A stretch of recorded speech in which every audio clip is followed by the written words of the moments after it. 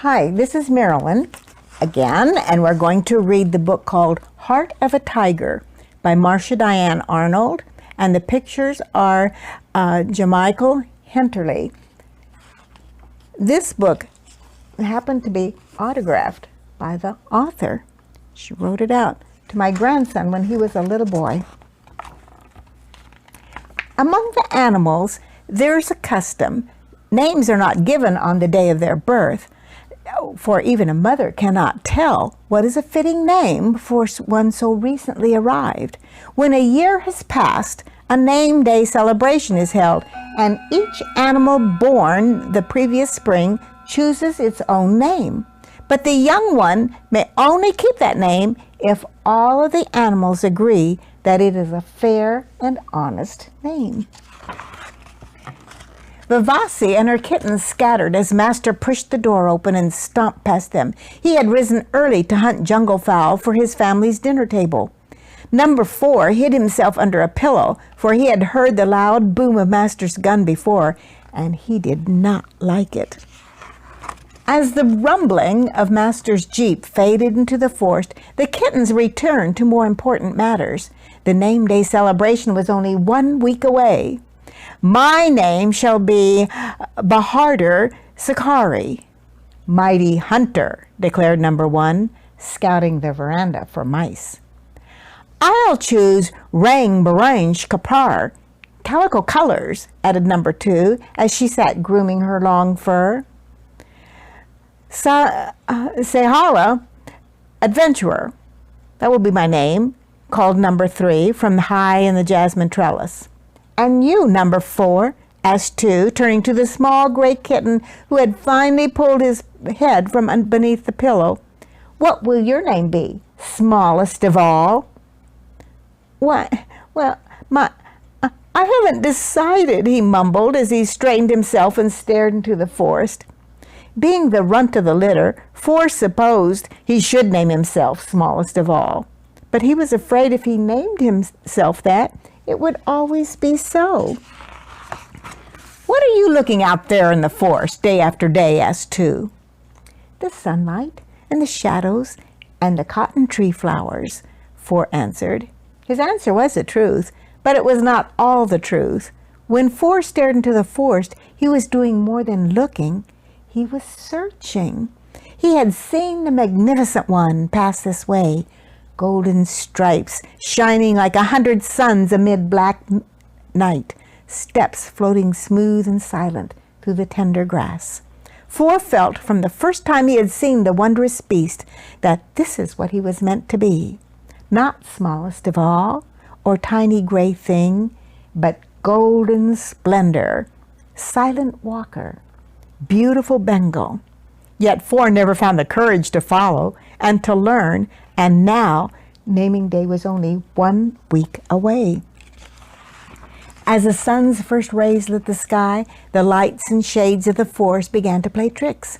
4 did not stop to think of the dangers of the forest or the comfort of his pillow. 1 week before naming day was all he thought, and he ran deep into the forest to search for beautiful Bengal. When he reached the shade of the bumbox tree, 4 looked up and saw a flock of parakeets preening themselves. What are you doing so far from the plantation? Said one. I'm searching for Bengal, 4 answered, so I can learn to be like him and give myself a name like his on naming day. The parakeets twittered uncontrollably, nearly falling from their perches. Do you see my bright feathers? Chirped one. Without them, I would not be a parakeet. And in your murky gray coat, you'll never be a tiger. With this, all the parakeets shrieked, Murky gray coat! Murky gray coat! 4 peered at his reflection in the rain puddle. He sat for a while, stared again into the forest, and then rose and walked determinedly on. In and around the zisphus tree, long-tailed langurs lunched. What is that small gray spot among the fallen fruit? Asked one of the langurs. It's me, 4. I'm searching for Bengal so I can learn to be like him and give myself a name like his on naming day. The langur chuckled and chattered.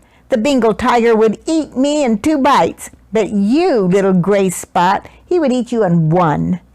All the monkeys broke into rude laughter. One morsel should be your name. One morsel, they teased. And your name should be the messy one, said 4. But the langurs did not hear. Their laughter turned to screeching as they scrambled to the highest branches. Caw-caw! Caw-caw! Quickly 4 turned. 2 yellow-green eyes glowed stern before him. A golden forehead wrinkled in annoyance. White teeth flashed. Your meddling has cost me my dinner. Bengle's voice was like thunder. Who are you, and why do you scurry through my forest? 4 squeezed a tiny sound from his quivering throat. I am 4. I came to the forest to learn from you, so I can give myself a tiger's name on naming day. Bengal cocked his head. You're no tiger. 4 found more courage. You could teach me to be. How can one teach wisdom? How can one teach treachery or bravery? I will follow you, and I'll watch.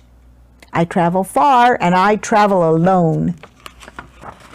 I will not ruin your dinner again, 4 promised. Oh, Bengal, I cannot live with a small, gray, ordinary name. In my heart, I am bigger than what you see. Bengal's eyes softened, but his voice was firm. Return to your mother, little 4, before it's too late. Silently, he glided into the yellow-brown thicket and disappeared. In the distance came a peacock's cry. Naming day! Naming day! 1 week away, answered 4, and he sprang through the thicket after beautiful Bengal. Days and nights, 4 followed Bengal. His paws became bruised, his fur grew matted, and his stomach was sometimes empty. But he learned much about when to be silent in the forest, where the best water holes were, and how to live wisely and strongly on his own. After a time, 4 became too weary to keep up. Walking across the flat grassland, he came upon a large rock and crawled into its highest crevice to rest. Tomorrow I will track Bengal and find him again, he said, as he curled his tail around his nose and fell asleep. Brum, brum, clang, bang, clang, brum, brum, clang, bang, clang. 4 woke to see men moving steadily across the savannah. Tin cans rattled at their sides. Sticks and spoons and pipes beat against drums and pots and pans. The savannah filled with a deafening clamor. Where the river ran, at the other side of the savannah, 4 saw elephants lumbering toward the beaters. Elephants, unlike those he had often seen passing through the forest, these elephants carried large decorated baskets on their backs, and their jewel-covered skins sparkled in the light. Squinting his eyes against the sun, 4 saw that the baskets held men, and the men held guns. 4 shrank into his crevice. A streak of orange and black veered toward him. It was Bengal, zigzagging from thicket to thicket, trying to escape the endless noise by running toward the river. At that moment, 4 understood the terrible trick the men were playing. As Bengal neared the rock, 4 gave one strong leap and landed on the tiger's back. Clinging tightly, he moved close to Bengal's ear. Bengal, it is 4. Listen to me, and you will live. Bengal ran on. I must reach the river and swim to safety before the terrible noise swallows us. No, Bengal, the elephants block the river. I have walked among elephants, the tiger insisted. 4 spoke more firmly. Upon these elephants ride men, and in their hands is death. I saw them from my perch high on the rock. Bengal slowed his pace and listened. The beaters are loud and frightening, said 4, but they are only noisy. Trust me, Bengal. Turn and run towards the beaters. Bengal thought for only a moment, and then he turned and ran toward the beaters. Screaming in terror, the beaters darted in all directions. Sticks and spoons and pipes flew into the thickets. Drums and pots and pans dropped in the grass. The men with guns were left alone on the far side of the savannah. Together, 4 and Bengal found a safe place in the forest and collapsed near a clump of bamboo. Did you see their faces, Bengal? Asked Four with a twinkle in his eye. We played a trick on them the way they tried to play a trick on you. It would have been a deadly trick if you had not been there, panted Bengal. The dusk approached. Bengal rose and said, Little Four, you wanted a name like mine on naming day, but I fear you will never be a Bengal tiger. You will never be 10 feet long. You will never have a coat of 100 suns amidst black of night. Four looked down at his small body and gray coat. Even with all he had learned and with all he had done, he knew Bengal spoke the truth. But inside, Little Four, you have a heart that will grow in wisdom and power as you grow. Bengal turned toward the plantation. Your naming day is almost here. You would not want to miss out on it. On naming day, the Indian sun woke the plantation early.